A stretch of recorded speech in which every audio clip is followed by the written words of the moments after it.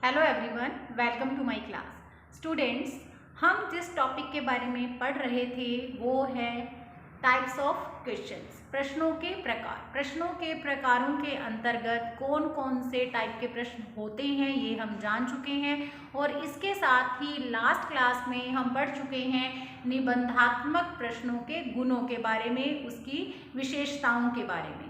तो आज की क्लास में स्टूडेंट्स हम बात करने वाले हैं निबंधात्मक प्रश्नों की सीमाओं, कमियों, दोषों या फिर लिमिटेशंस के बारे में।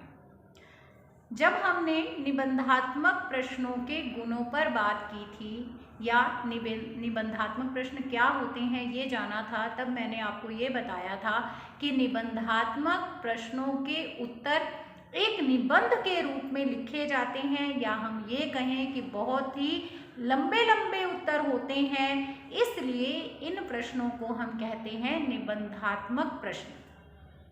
इन प्रश्नों के उत्तरों में जो शब्द सीमा होती है वो बहुत ज़्यादा होती है। वो 250 शब्दों से 500 शब्दों तक हो सकती है, अर्थात 250 वर्ड्स से 500 वर्ड्स तक बच्चे को लिखना पड़ते हैं इन प्रश्नों के उत्तर देते समय। इसी के साथ इन प्रश्नों के उत्तर देते हुए हमें टाइम भी ज़्यादा लगता है, अपनी स्पीड भी ज़्यादा रखनी पड़ती है, हमें भाषा का ज्ञान भी होना चाहिए।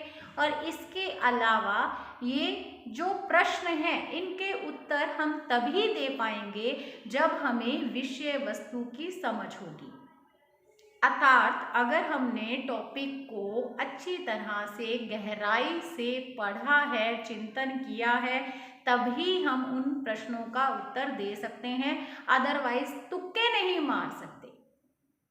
ठीक है, जैसे ये होता है ना कि तुक्के मार दिए, तो तुक्के मारने वाला इसमें कुछ भी नहीं होता है। इसमें आपको पता होना चाहिए उस टॉपिक के बारे में, तभी आप उसका आंसर लिख सकते हो या फिर आपको नंबर मिल सकते हैं। ठीक है, तो जिस तरह से हमने विशेषताओं के बारे में बात की थी, गुणों के बारे में बात की थी, उसी तरह से आज हम निबंधात्मक प्रश्नों के दोषों पर, कमियों पर या सीमाओं अर्थात लिमिटेशंस पे बात करने वाले हैं। ठीक है, चलिए स्टार्ट करते हैं। यहाँ पर कुछ पॉइंट्स मैंने लिख दिए हैं, इन पॉइंट्स को हम एक एक करके पढ़ेंगे। सबसे पहले देखिए, संपूर्ण पाठ्य वस्तु का प्रतिनिधित्व नहीं हो सकता, यानी ये संपूर्ण पाठ्यक्रम, जो पूरा पाठ्यक्रम या पूरी पाठ्य वस्तु है उसका ये प्रतिनिधित्व नहीं करते, उसे रिप्रेजेंट नहीं करते। कैसे? देखिए, जैसे आपने मान लीजिए ये प्रश्न बनाने हैं, निबंधात्मक प्रश्न, तो आपको पता है कि पाठ्य वस्तु अर्थात जो हमारा पाठ्यक्रम, जिस पाठ्यक्रम में से हमने वहाँ पे वो प्रश्न तैयार करने हैं ये वाले, उसमें से पूरे पाठ्यक्रम को लेते हुए, पूरे कंटेंट को, टॉपिक को लेते हुए फिर प्रश्न तैयार किए जाने चाहिए। लेकिन ये जब निबंधात्मक प्रश्न तैयार होते हैं तो ये संपूर्ण पाठ्य वस्तु में से तैयार नहीं हो सकते। इसके चलते हुए किसी एक टॉपिक में से तो प्रश्न पूछ लिया जाता है और बाकी टॉपिक्स ऐसे ही रह जाते हैं। जैसे मैंने आपको अपना पहले भी एग्जाम्पल दिया था कि एमए के अंदर हमें हमारी जो 5 यूनिट थी, 5 यूनिट के अंदर से 10 क्वेश्चन आते थे और फिर इसके बाद हमें उन 10 में से, यानी अथवा में क्वेश्चन आते थे 5, अथवा में एक और होता था, तो टोटल 10 क्वेश्चन हो गए। तो हमें 10 में से 5 क्वेश्चन करने होते थे, अर्थात प्रत्येक यूनिट में से 2 क्वेश्चन आते थे। ठीक है, लेकिन क्या एक यूनिट में से 2 ही क्वेश्चन बन सकते थे? नहीं, क्वेश्चन बहुत सारे बन सकते थे। इवन मैं कहूँ पॉइंट्स की बात करूँ, क्योंकि आपको पता है यूनिट के अंदर ABC ऐसे टॉपिक्स बने होते, ऐसे पॉइंट्स दिए होते हैं, बिंदु होते हैं, सब यूनिट्स हम उनको कह सकते हैं या सब पॉइंट्स होते हैं। तो उसके अंतर्गत अगर मैं निबंधात्मक प्रश्नों की बात करूँ तो कम से कम 4 से 5 प्रश्न बन सकते थे एक यूनिट में से। एक यूनिट में से 4 से 5 प्रश्न बनते थे, लेकिन हमें परीक्षा में केवल 2 ही प्रश्न दिए जाते थे और उसमें से भी हमें केवल एक ही प्रश्न करना होता था। ठीक है, अब अगर कोई अपनी बुद्धि से काम ले, या हम ये कह सकते हैं हमने लिया भी था बुद्धि से काम। हम क्या करते थे, अगर मान लीजिए 1 यूनिट के अंदर 4 पॉइंट हैं तो हम क्या करते थे, ऑलरेडी 3 ही पॉइंट तैयार करते थे। ठीक है, अगर 3 पॉइंट है उसके अंदर तो हम 2 ही पॉइंट तैयार करते थे, 2 ही क्वेश्चन तैयार करते थे। उसमें भी हम सिक्योर हो जाते थे। कैसे सिक्योर हो जाते थे कि अथवा में क्वेश्चन तो आना ही आना है, तो हमारे लिए एक क्वेश्चन तो उसमें से वैसे भी पक्का हो गया कि यही आएगा। ठीक है, तो सब लोग ऐसे ही करते थे। तो इसके चक्कर में पूरी पाठ्य वस्तु कोई पढ़ता ही नहीं था। ठीक है, कोई भी पूरा का पूरा जो हम कह सकते हैं सिलेबस है उसको कोई भी नहीं पढ़ता था। तो इसका मतलब ये इसकी कमी हो गई ना, इसका दोष हो गया कि विद्यार्थी जो है पहले से ही अवेयर रहता है कि इसमें से प्रश्न जो है वो बनेगा भी सही तो कोई बात नहीं, अथवा में प्रश्न आएगा मैं ये वाला कर लूँगा। तो इसके चक्कर में क्या होता है, संपूर्ण पाठ्यक्रम को वो पढ़ता ही नहीं है, उस पर ध्यान ही नहीं देता है। ठीक है, तो इस तरह से, और वो भी ध्यान नहीं देता, और बनाने वाला भी क्या करेगा, पेपर बनाने वाला भी नहीं बना सकता संपूर्ण पाठ्य वस्तु में से। तो इस तरह से ये क्या है, इसका दोष है। उसके बाद देखिए नेक्स्ट जो इसकी लिमिटेशन है, परीक्षणों में वस्तुनिष्ठता का अभाव। परीक्षण यानी जो जांच की जा रही है उत्तरों की, तो उसमें जब इन प्रश्नों के जो उत्तर होते हैं उनमें वस्तुनिष्ठता का अभाव रहता है चेक करते समय। वस्तुनिष्ठता क्या होती है स्टूडेंट्स, वस्तुनिष्ठता का मतलब ये है कि हम किसी भी जो भी यहाँ पे हम प्रश्न डाल रहे हैं उसका जब हम अंकन करते हैं या उसको चेक करते हैं तो इसके बाद वो जो हमारा परीक्षण है या जो हमारी चेकिंग है वो पूरी तरह से वस्तुनिष्ठ होनी चाहिए। यही है ना हमारे माइंड में कि वो पूरी तरह से वस्तुनिष्ठ होनी चाहिए। अब वस्तुनिष्ठता क्या होती है, वस्तुनिष्ठता मतलब कोई मैंने आपको पेपर दिया या कोई निबंधात्मक प्रश्न दिया हल करने के लिए, या मैंने कहा इसका उत्तर लिखो, तो आप क्या करते हो, इन प्रश्नों के उत्तर लिखते समय आप अपने विवेक से, अपने ज्ञान से, या अपनी जो आपकी लेखन क्षमता है, लेखन शैली है आपकी, उसके अनुसार आंसर देते हो। तो आप हमेशा उस प्रश्न का उत्तर वैसा ही नहीं लिखते हो। ठीक है, हो सकता है आपकी भाषा कुछ आगे पीछे हो जाए, आपके सेंटेंस कुछ आगे पीछे हो जाएं। तो वस्तुनिष्ठता का मतलब ये होता है कि हर बार जब भी उस प्रश्न को अप्लाई किया जाए तो आंसर सेम ही रहना चाहिए। लेकिन इन प्रश्नों के मामले में ऐसा नहीं होता है। यहाँ पे प्रश्न का उत्तर चेंज भी हो सकता है, सेंटेंस आगे पीछे भी हो सकते हैं, वर्ड्स चेंज हो सकते हैं। तो इस तरह से यहाँ पे इन प्रश्नों के उत्तरों में अभाव रहता है वस्तुनिष्ठता का। ठीक है, तो जो परीक्षण होता है उसमें वस्तुनिष्ठता का अभाव रहने के कारण ये प्रश्न अच्छे नहीं माने जाते। ठीक है, उसके बाद देखिए नेक्स्ट पॉइंट है आपके सामने, थर्ड पॉइंट, अंकन में संदिग्धता। ठीक है, अंकन में संदिग्धता अर्थात जो संदेह की स्थिति होती है, संशय रहता है। देखिए जब आप इन प्रश्नों के उत्तरों को चेक करते हैं, मान लीजिए आपने कोई टेस्ट लिया है और आपने बच्चे को मार्क्स देने हैं, निबंधात्मक प्रश्न था जिसका बच्चों ने उत्तर लिखा है, तो आप अंकन कर रहे हैं जब, तो तब आप डिसाइड नहीं कर पाते हो कि आपने बच्चे को कितने नंबर दिए हैं। इसके बजाय जब आप वस्तुनिष्ठ प्रश्नों को या टेस्टों को चेक करते हैं तो वहाँ पे बहुत सुविधा रहती है। अब मान लीजिए रिक्त स्थानों की पूर्ति है या बहुविकल्पात्मक प्रश्न है, तो वहाँ पे आपको पता है बी आंसर सही है या रिक्त स्थान में यही आना चाहिए। जिसने लिखा है आप उसको नंबर दे दोगे, जिसने नहीं लिखा है आप उसको नंबर नहीं दोगे, नंबर काट लोगे। बहुत ही इजी काम होता है आपके लिए। लेकिन यहाँ पे बहुत मुश्किल होता है कि आप एक एक लाइन को पढ़ें फिर डिसाइड करें, तो आपको टाइम भी ज़्यादा लगेगा और फिर भी आप एक्यूरेट अंकन नहीं कर सकते हो, एक्यूरेट मार्किंग नहीं कर सकते हो। संदिग्धता की स्थिति, संदेह की, संशय की स्थिति बनी ही रहती है। ठीक है, उसके बाद देखिए परीक्षणों में सीमित वैधता तथा सीमित विश्वसनीयता। तो ये परीक्षण कैसे हैं, सीमित रूप से वैध हैं और सीमित रूप से विश्वसनीय हैं।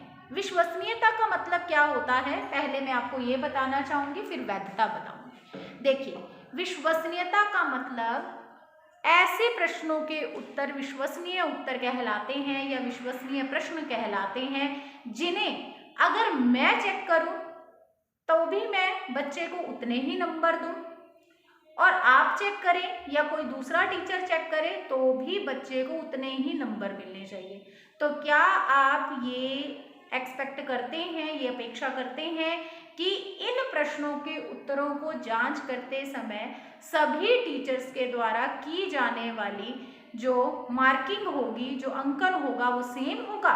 क्या इसमें व्यक्तिगतता आड़े नहीं आएगी? आएगी।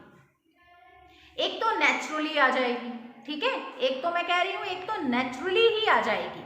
आपकी मार्किंग सिस्टम मेरे मार्किंग सिस्टम से अलग होगा, ठीक है। दूसरी चीज, ये तो नेचुरलिटी है कि सबका अपना अपना मार्किंग सिस्टम है हर एक टीचर का, ठीक है। दूसरी जो मैं बात कर रही हूँ वो है कि अगर हम लाना चाहें तो भी हम ला सकते हैं। कैसे? और आपको कोई जवाबदेही भी नहीं देनी पड़ेगी। कैसे? अगर मान लीजिए जिसकी आप कॉपी चेक कर रहे हैं वो आपका कोई प्रिय स्टूडेंट है और निबंधात्मक प्रश्नों के उत्तरों को आप चेक कर रहे हैं, नंबर दे रहे हैं उस बच्चे को, तो वहाँ पे अगर आप चाहें कि आप अपने प्रिय स्टूडेंट को या फिर जो आपको वो स्टूडेंट जो है वो बहुत ही ज़्यादा आपके जो है करीबी है या आपको अच्छा लगता है या वो आइडियल है, आपको अपना आइडियल मानता है, या कोई भी रीज़न हो सकता है, आपकी उसके साथ बहुत अच्छी ट्यूनिंग है, एज अ टीचर स्टूडेंट आपका बहुत अच्छा रिलेशन है, एक हेल्दी रिलेशन है उसके साथ, और आपने उसको मार्क्स देने हैं, तब आप क्या कर सकते हो? आप इन प्रश्नों के उत्तरों को जांच करते समय उसे मार्क्स दे सकते हो। आपको कोई भी नहीं कह सकता कि आपने इसको नंबर क्यों दिए, ठीक है। लेकिन यहीं पे अगर आप वस्तुनिष्ठ टेस्ट कोई चेक कर रहे हैं तो वहां पे आप ऐसा नहीं कर सकते। अगर उसका आंसर बी सही है, उस बच्चे ने सी लिखा है, तो आप उसको नंबर नहीं दे सकते। दोगे तो जवाब आपको देना होगा, ठीक है, आप पे बात आएगी। तो यहाँ पे इसी तरीके को अपनाते हुए या इन तरीकों को दोनों को देखते हुए, एक तो नेचुरली बता दिया मैंने आपको, और एक दूसरा तरीका बता दिया कि जानबूझ के करना हो तब भी कर सकते हैं। तो दोनों ही तरीकों में ये विश्वसनीय नहीं होता, सीमित रूप से विश्वसनीय होता है ये परीक्षण या ये वाले प्रश्न। वैधता क्या होता है? वैध होना, ठीक है, वैध होना। वैध होने का मतलब क्या है? जो प्रश्न में पूछा गया है वही बच्चा उत्तर में लिखे, सेम उसी का ही उत्तर मिलना चाहिए, एक्स्ट्रा कुछ होना नहीं चाहिए। तो बताओ, आपने भी इन प्रश्नों के उत्तर लिखे होंगे, आपने भी ये परीक्षाएं दी होंगी, निबंधात्मक परीक्षाएं, तो क्या आपको लगता है कि इसमें जो पूछा जाता है केवल उसी का ही आंसर लिखा जाता है? नहीं, बहुत कुछ एक्स्ट्रा लिखा जाता है। तो फिर वैध कहाँ से हुआ? वैध होने का मतलब तो ये है, वैलिड होने का मतलब तो ये है कि जो पूछा गया है बस वही बताना है। नहीं, ऐसा नहीं होता, एक्स्ट्रा भी बहुत कुछ हो जाता है। आपके ही बहुत सारे दोस्त हैं या बहुत सारे मेरे स्टूडेंट होते हैं जो आकर के बताते हैं, जी मेरे तो इतने नंबर आए, मैं तो हनुमान चालीसा लिख करके आ गया था, मैं तो फिल्म की स्टोरी लिख के आ गया था, मैं तो सॉन्ग लिख करके आ गया था। ऐसे बच्चे ऐसे भी करके आते हैं, बहुत सारे लोगों ने आपको बताया होगा ऐसा, ठीक है। हाँ, हमने नहीं किया ऐसा, मतलब, है ना। तो यहाँ पे ये जो परीक्षण होते हैं वो सीमित रूप से वैध होते हैं और सीमित रूप से ही विश्वसनीय होते हैं। तो ये भी इसका एक दोष हो गया। आगे देखिए, निदानात्मक परीक्षणों हेतु अनुपयुक्त। अब ये निदानात्मक परीक्षण क्या होते हैं? निदानात्मक परीक्षण, उपचारात्मक परीक्षण, आपने ये नाम सुने होंगे और फिर मैंने आपको टेस्ट कराया भी है। उपलब्धि परीक्षण, अचीवमेंट टेस्ट, तो वहाँ पे भी मैंने निदानात्मक परीक्षण की बात की थी। निदान करना किसी चीज़ का, डायग्नोज करना, कारणों का पता लगाना। तो अगर बालकों के अधिगम संबंधी कठिनाइयों के कारणों का आप पता लगाना चाहते हैं तो इन परीक्षणों के द्वारा, इन प्रश्नों के उत्तरों के द्वारा आप बालक की जो अधिगम संबंधी कठिनाइयां हैं उनके कारणों का पता नहीं लगा सकते। नहीं चल सकता आपको कि बच्चे को कहाँ से समझ नहीं आ रहा। अब बच्चा कोई ऐसा है जिसे आपको ये पता करना है इन परीक्षणों के द्वारा कि बच्चे को सिलेबस में से कौन सा टॉपिक समझ में नहीं आया, तो आपने कारण पता करने हैं कि क्यों समझ में नहीं आया या कौन सा टॉपिक समझ में नहीं आया। तो यहाँ पे ये वाले प्रश्न तो पूरी तरह से पाठ्य वस्तु का प्रतिनिधित्व करते ही नहीं है, तो इस तरीके से, क्योंकि यहाँ पे संपूर्ण पाठ्यक्रम या पाठ्य वस्तु में से प्रश्न नहीं बनते हैं ये वाले, या ये परीक्षा का निर्माण नहीं होता है, तो इसके चलते हुए यहाँ पे बच्चे को अधिगम में क्या कठिनाइयाँ आ रही हैं, अर्थात उसे कौन सा टॉपिक अच्छे से समझ में नहीं आया है, क्यों समझ में नहीं आया है, ये भी पता नहीं चल पाता। तो इस तरह से निदानात्मक परीक्षणों के लिए ये पूरी तरह से अनुपयुक्त हैं, ये उपयुक्त नहीं है। इसके लिए वस्तुनिष्ठ परीक्षाएं ही अच्छी होती हैं, क्योंकि वहाँ पे संपूर्ण पाठ्यक्रम में से, संपूर्ण पाठ्य वस्तु में से प्रश्न बन जाते हैं, जिसके चलते हुए हमें ये पता चल जाता है कि बच्चे को क्या समझ में नहीं आया, क्यों समझ नहीं आया, और ताकि हम उसका क्या कर सकें, निदान करके उपचार कर सकें। उसके बाद देखिए, उद्देश्य निष्ठता को सुनिश्चित करना कठिन। उद्देश्य निष्ठता, उद्देश्य क्या है? सबसे पहले शैक्षिक उद्देश्यों का निर्धारण किया जाता है, उसके बाद शिक्षण अधिगम व्यवस्था की जाती है, और उसके बाद थर्ड जो पॉइंट होता है उसमें परीक्षणों के द्वारा मूल्यांकन किया जाता है। ये चेक किया जाता है कि उद्देश्यों की प्राप्ति किस सीमा तक हुई है, जो शिक्षण अधिगम व्यवस्था की गई है क्या वो सही है या उसमें कुछ सुधार लाने की ज़रूरत है। ठीक है, तो यहाँ पे ये जो उद्देश्य हैं वो ही सुनिश्चित नहीं हो पाते कि इन प्रश्नों के द्वारा हम बच्चे को क्या सिखाना चाहते हैं। यहाँ पे कुछ भी ऐसा नहीं होता सीखने वाला।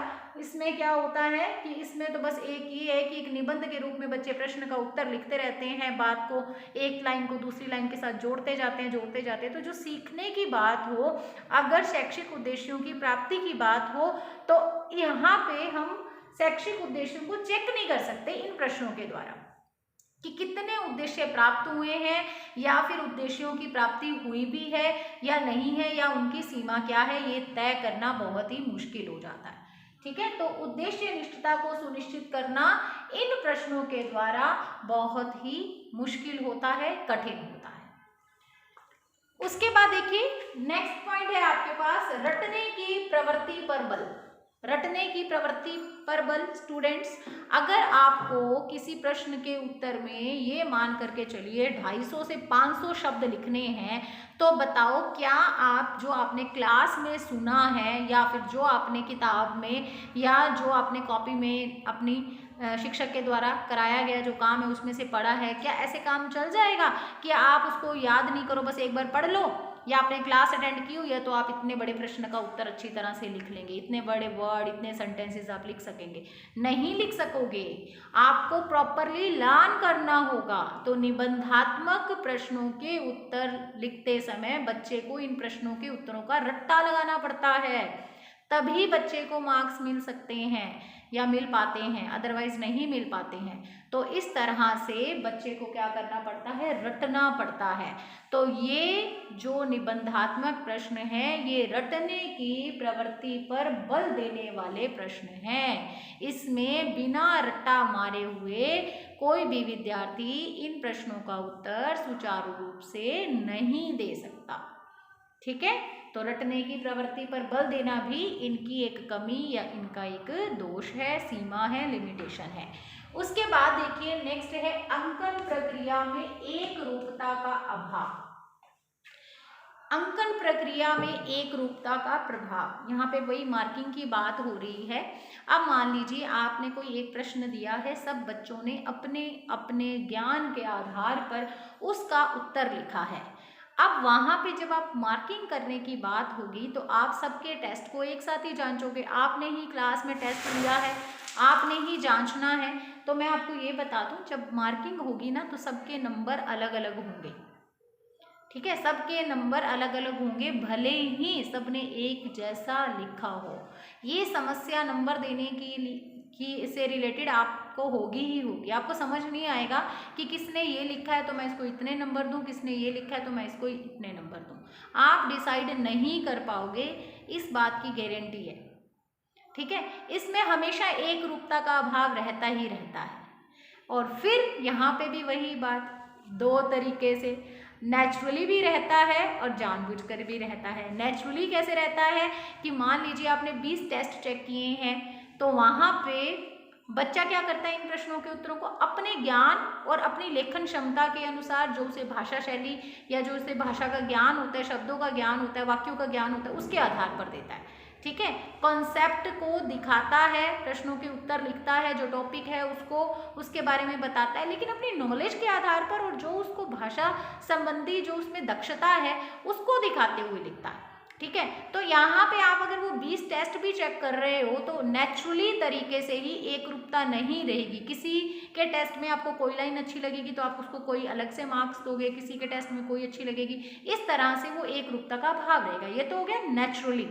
और दूसरा तरीका जानबूझकर, तो मैंने पहले ही आपको बताया कि अगर जानबूझकर आपने किसी को आगे बढ़ाना है, आपने सिमिलर मार्क्स नहीं देने हैं, आपका कोई प्रिय विद्यार्थी है जिसको आपने ज़्यादा नंबर देने हैं तो आप दे सकते हो, आपको कोई चैलेंज नहीं कर सकता कि आपने इसको ज़्यादा नंबर क्यों दिए हैं। तो यहाँ पे ये भी इसका एक बहुत बड़ा दोष है इस परीक्षा का या इन प्रश्नों का कि इसमें अंकन में एक रूपता का अभाव रहता है या फिर एक रूपता का अभाव लाया जा सकता है। दो तरीके बता दिए ना, जानबूझकर और नेचुरली। ठीक है, चलो उसके बाद लास्ट पॉइंट देखिए, लंबे व असंगत उत्तर लिखने की संभावना। लंबे लंबे तो होने ही है, निबंधात्मक प्रश्नों के उत्तर लंबे ही होते हैं क्योंकि शब्द सीमा होती है 250 से 500 शब्द। अब यहाँ पे देखो असंगत, यानी जो रिलेटेड ही नहीं है, जो मैच ही नहीं होता आंसर ऐसा, अर्थात प्रश्न कुछ और आंसर कुछ और, प्रश्न कुछ और आंसर में हनुमान चालीसा, प्रश्न कुछ और आंसर में कोई सॉन्ग, प्रश्न कुछ और आंसर में किसी फिल्म की स्टोरी, ऐसा हो सकता है। ठीक है, पहले ही बात कर चुकी हैं इस पे।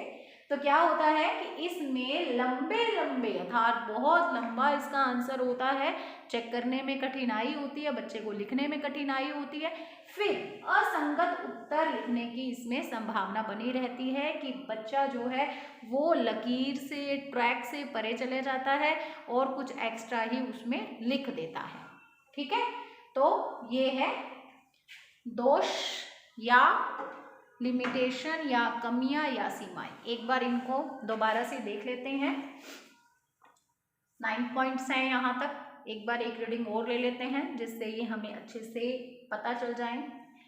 संपूर्ण पाठ्य वस्तु का प्रतिनिधित्व नहीं हो सकता, परीक्षणों में वस्तुनिष्ठता का अभाव रहता है, अंकन में संदिग्धता रहती है या संदेह या संशय बना रहता है, परीक्षणों में सीमित वैधता तथा सीमित विश्वसनीयता रहती है, निदानात्मक परीक्षणों हेतु ये अनुपयुक्त है, उद्देश्य निष्ठता को सुनिश्चित करना कठिन रहता है, रटने की प्रवृत्ति पर बल, अंकन प्रक्रिया में एक रूपता का अभाव, लंबे व असंगत उत्तर लिखने की संभावना।